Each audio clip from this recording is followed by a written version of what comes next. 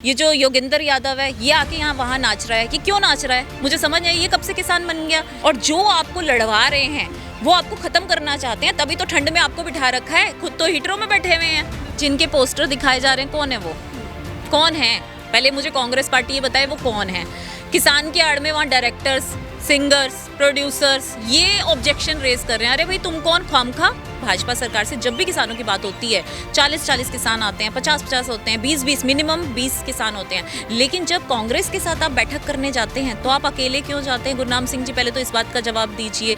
नमस्कार दोस्तों, मैं हूं आपके साथ मनीषा डिंडोरिया। स्वागत है आप सभी का पंचायत पर। देखिए, बीजेपी स्पोक पर्सन नेहा दुआजी इस वक्त मेरे साथ हैं। हम किसानों पर यहां पर बात करेंगे। बीजेपी जिस तरीके के फैसले अभी किसान मुद्दे पर ले रही है, नेहा दुआजी से थोड़ा सा जानकारी ले लेते हैं। नेहा जी, आगे क्या होगा? जैसे कि अब कृषि मंत्री भी बोल रहे हैं कि किसानों से बात करते हैं तो किसान राजी हो जाते हैं संशोधन के लिए, सुधार के लिए, लेकिन जैसे ही किसान नेता आते हैं बात गड़बड़ हो जाती है। क्या कहेंगे आप?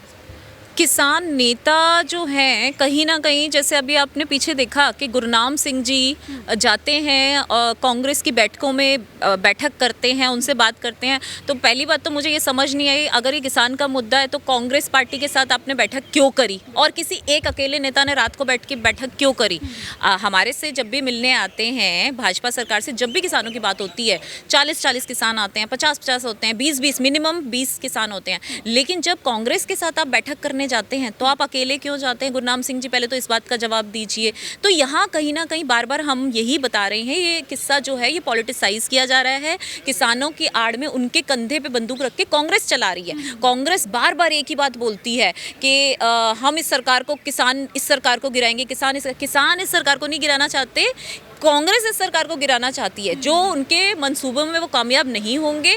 जैसे कि किसानों की आड़ में हमने कभी उनको नहीं कहा कि वो खालिस्तानी है, लेकिन कांग्रेसियों ने जान के उनके प्लेटफॉर्म में कुछ खालिस्तानी समर्थकों को बुलवाया, वहाँ पर उनकी बयानबाजियाँ करवाई, जो कि सबको पता है कि कोई, हमने भी देखा ऐसी नारेबाजियाँ जब किसानों के प्लेटफॉर्म पे होगी तो कहीं ना कहीं सवाल तो उठेंगे। जब सवाल उठाए जाते हैं तो कांग्रेस ने जान के बोल दिया कि आपको खालिस्तान से जोड़ रहे हैं, खालिस्तानियों से जोड़ रहे हैं, जबकि ये सारा षड्यंत्र रचा हुआ ही कांग्रेस का है। तो कांग्रेस वाले कह रहे हैं बीजेपी करवा रही है, बीजेपी खालिस्तानियों को वहां भेज के खालिस्तानी के नारे लगवा रही है। जो काम वो खुद करते हैं उनकी आदत है दूसरे का नाम लगाना, क्योंकि भ्रष्टाचारी वो खुद थे तो नाम लगाते हैं कि ये पार्टी भ्रष्टाचारी है।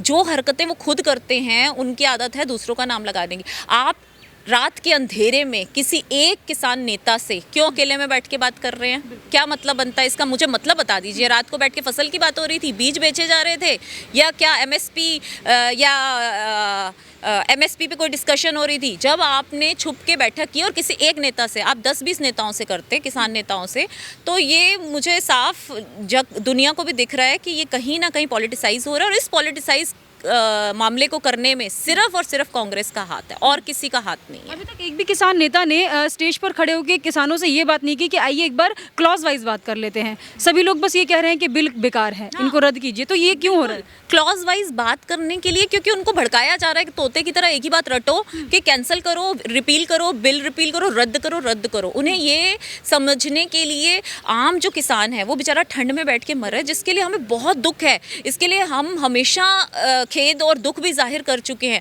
और ये जो बाकी जो नेता लोग बने हुए हैं ये हीटरों में बैठे हुए हैं, इसीलिए तो इनको ठंड लग नहीं रही। लेकिन जो वहाँ ठंड में एक्चुअल में ठंड में बैठा है, उस किसान के साथ जो बुरा हो रहा है, जो किसी की जान जा रही है या कोई बीमार हो रहा है, उसके लिए हमें खेद है। इसीलिए हम बार बार हाथ जोड़ के अपील कर रहे हैं कि आप आइए, बातचीत कीजिए। और सरकार ने एक बहुत अच्छा रास्ता अपना रखा है डायलॉग का। और आप जब किसी टेबल पे नेगोशिएशन करते हैं तो उसमें आप ये अड़ियल रवैया नहीं अपना सकते कि ये या ये मतलब कि हमारी ही बात मानी जाए, आपकी बात तो हमने सुननी नहीं। तो ये नेगोशिएशन का असूल नहीं है। तो आप टेबल पे बात कीजिए।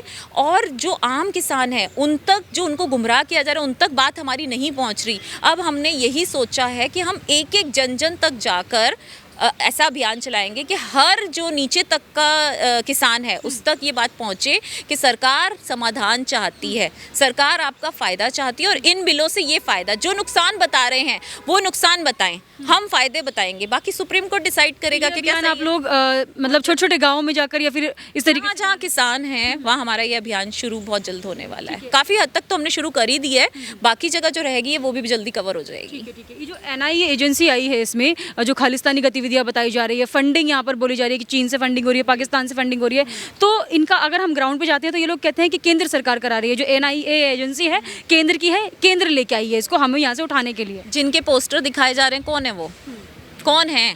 पहले मुझे कांग्रेस पार्टी ये बताए वो कौन है।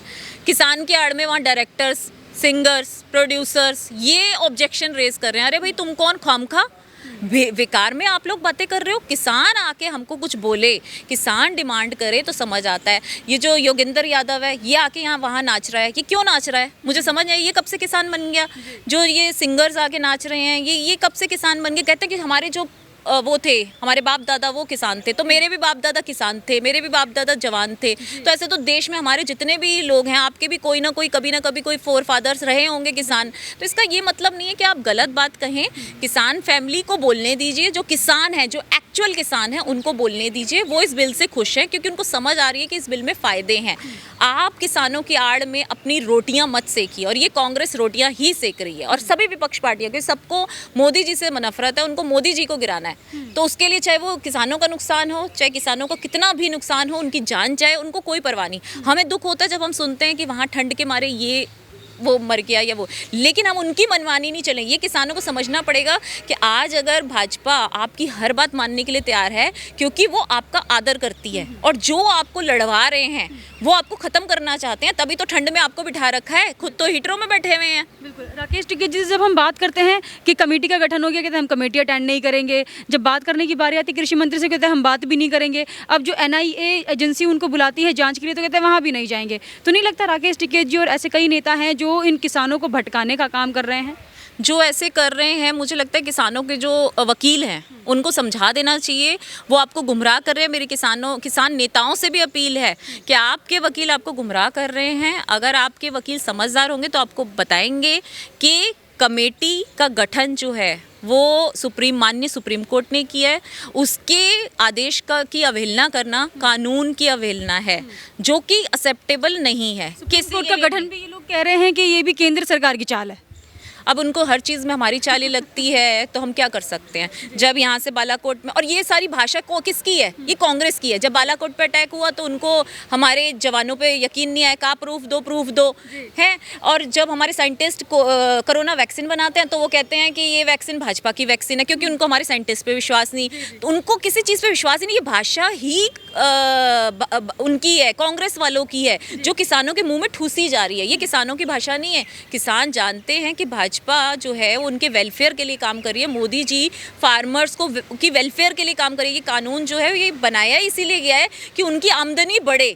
आप बताओ कि उनकी आमदनी घटेगी कैसे इस बिल से? बस आप ये बता दो। आप प्रूफ ही नहीं कर सकते कि घटेगी कैसे। बढ़ने का तो हम बता रहे हैं, आप घटाने का बताओ। आप बोलते हो कि उनको गुमराह किया जा रहा है। आने वाले टाइम में तुम्हारे साथ ये होगा, मतलब क्या है? ये ज्योतिषी हैं क्या है? क्या इन्होंने ज्योतिष शास्त्र सीखी हुई है? पता नहीं कांग्रेस पागल है या कांग्रेस के नेता सठिया गए हैं। मुझे लगता है जवानों को चांस देना चाहिए।